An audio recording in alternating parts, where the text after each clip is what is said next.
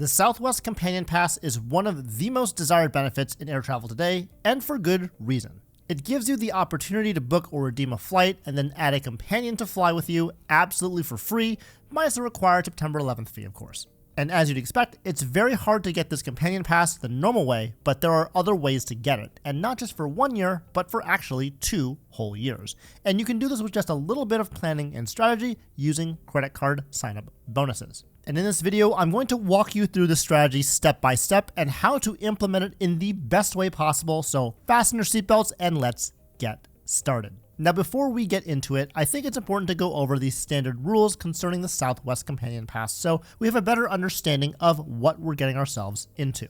The standard requirement to get the pass is to either fly 100 flight segments or get 135,000 tier qualifying points in a single calendar year.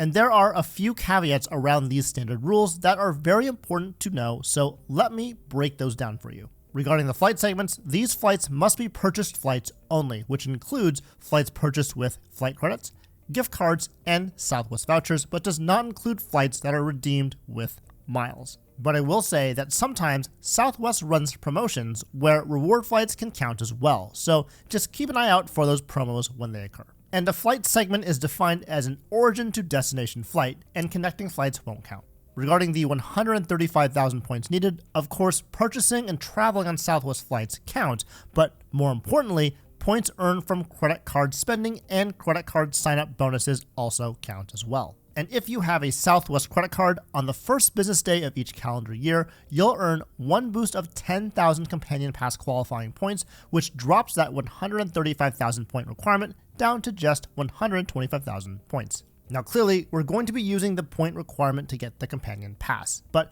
regardless of whatever method you use, it's important to know that when you get your Companion Pass, it's effective not only in the year you get it, but also the following year as well, which is a key benefit that we'll definitely be using to our advantage. Okay, so now that we know the rules surrounding the Companion Pass itself, let's briefly talk about the entire Southwest credit card portfolio. These cards are all issued by Chase Bank, and there are 3 personal cards and 2 business cards. On the personal side, we have the Chase Southwest Plus, the Southwest Premier, and the Southwest Priority cards.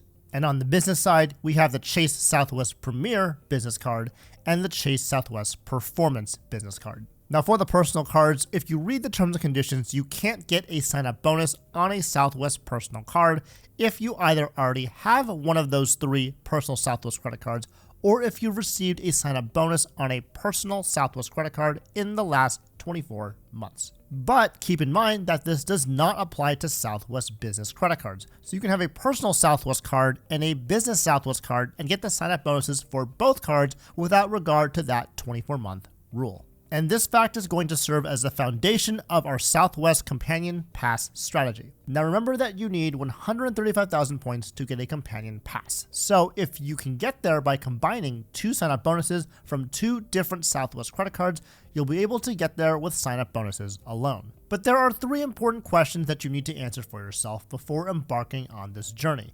And those questions are, which 2 Southwest credit cards should I use?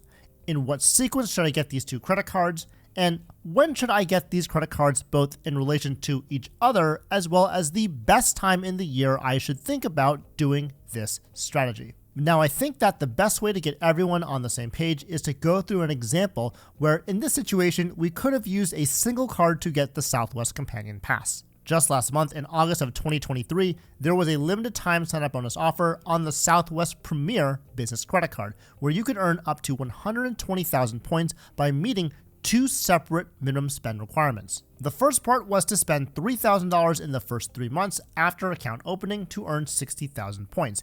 And then the second part was to spend $12,000 more, totaling $15,000 in the first 9 months after account opening to earn an additional 60,000 points. And since you're ultimately meeting a 15,000 minimum spend requirement, you'll be able to get the Southwest Companion Pass because you'll earn at least 15,000 points trying to get that spend completed. So you can see, by meeting both parts of the sign-up bonus, you could earn at least 135,000 points and secure that Southwest Companion Pass. But for the large majority of you, this sign-up bonus is a trap, and this is not a path that I'd recommend. If you look closely at the sign-up bonus offer, you can see that it ends on August 28th, 2023. Of course, limited time sign-up bonus offers will always end at some point, so this is nothing new. But since the first leg of the sign-up bonus ends in 3 months, you'd have to complete your first $3,000 in spend by November 28th, assuming you applied for this card at the last day that it was offered. And so then the question becomes, why is this bad? Well, if you complete the second leg of the sign-up bonus, spending the additional $12,000 and completing this by May 2024 or around that time, you have now split up the 120,000 point sign-up bonus across 2 calendar years. And since the companion pass requires you to get 135,000 points within a single calendar year to get it, this is not helpful. The only way to make this work is to spend all $15,000 before December 31st so that all the points you get are in 2023, so you can have the companion pass in 2024. But even if you do that, this is still a problem. Even if you have a $15,000 expense that you can make as a single purchase on this card right when you get it, you'll only get about 15 months worth of companion pass access. And so you're already losing out on 9 months of coverage. Had you timed this better, you could have had the full 24 months to use the companion pass in all of 2024 and all of 2025. But sadly, this sign-up bonus offer does not make this possible. Now, I'm not saying that this offer is bad for everyone. Actually, if you think you'll be traveling a lot with a companion in 2024, this is still a very powerful sign-up bonus if you're able to complete the minimum spend by the end of December at the latest. But to fully extract as much value as possible from the Southwest Companion Pass, having a sign-up bonus offer that allows completing it in January is the way to go. Okay, so now that we have a better idea about this strategy, let's answer the question about what 2 credit cards we should use, and there are 2 possible ways to do this. You could either go with 1 personal card and 1 business card, or you could get 2 business cards, specifically the Southwest Business Premier and the Southwest Business Performance. If you're worried about Chase 524 and having a personal Southwest credit card add to that status, you certainly could just go with the 2 Southwest business cards I mentioned before, since neither of them will add to your Chase 524 status. But I think the Southwest Priority is a better value overall than the Southwest Business Premier, and for that reason, my personal choice would to go with the 1 personal and the business Southwest card, specifically that Southwest Priority card and the Southwest Performance business card. The reason is, if we look at the 3 personal Southwest cards and their sign-up bonus offers, we can see that they're all exactly the same. But the most valuable Southwest cards of the 3 is definitely the Priority card because of its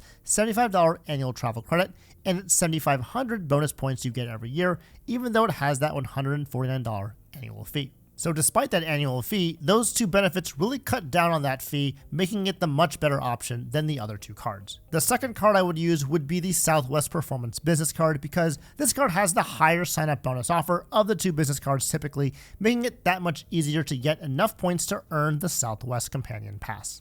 Okay, so now that we know what 2 cards we'll be using, in what sequence should we get these 2 credit cards? And for me, I would get the Southwest Performance Business card first, and then I would get the Southwest Priority card after that. And the main reason for this is because of the difference in the spend requirement when we look at both of these cards. The Chase Southwest Performance Business card has a sign-up bonus offer of earning 80,000 points after spending $5,000 on purchases in the first 3 months of account opening. While the Chase Southwest Priority card has a standard sign-up bonus offer of earning 50,000 points after spending $1,000 on purchases in the first 3 months of account opening. Because the Southwest Business card has the higher minimum spend requirement, it's actually better, in my opinion, to get that card first so you can start spending on that card earlier.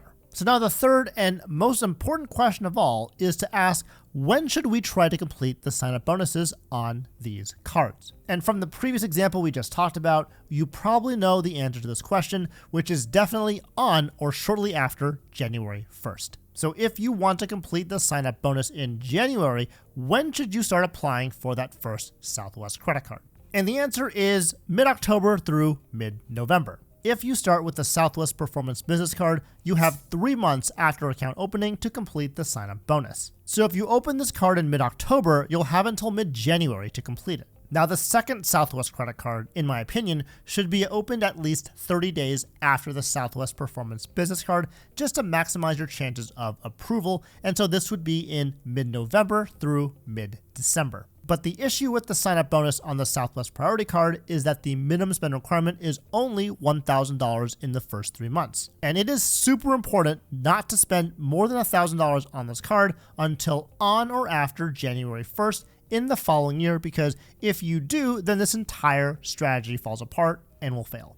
Okay, so we're spending on the Southwest Business Performance Card to chip away at that big minimum spend requirement of $5,000, and we're being super careful with that Southwest Priority minimum spend requirement of just $1,000, but I'm sure you noticed that this presents another problem. Because we're spending money between mid-October and the end of December, even though all the spend would count towards the sign-up bonus, it would not count towards the Companion Pass requirement for the following year. So that's bad, right? Well, based on the standard sign-up bonus of 50,000 points on the Southwest Priority Card and 80,000 points on the Southwest Performance Business Card, we're actually going to be okay. Remember that if you have any Southwest credit card, on the first business day of each calendar year, you'll earn one boost of 10,000 Companion Pass qualifying points. And this will be enough to propel you over that 135,000 point threshold, regardless of the spending you do on the cards, whether it be the same year you applied for the cards or that following year. Okay, so now that we've gone through the strategy in detail, let's summarize the steps using the current year to help drive this point home. The first thing is to make sure you're at or below 424 so that the Chase 524 rule doesn't get in the way of our card applications being approved. Once you've confirmed your Chase 524 status, apply and get approved for the Chase Southwest Performance Business Card around October or November 2023. This card has a $5,000 minimum spend requirement, and if you'd like, go ahead and start working towards that goal.